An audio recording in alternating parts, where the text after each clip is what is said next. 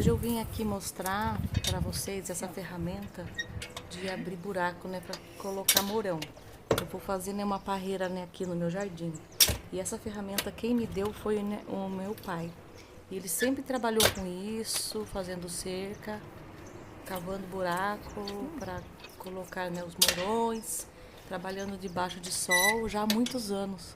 Esse é o trabalho dele. Ele faz diversas coisas também no sítio, com eucalipto. É um serviço pesado.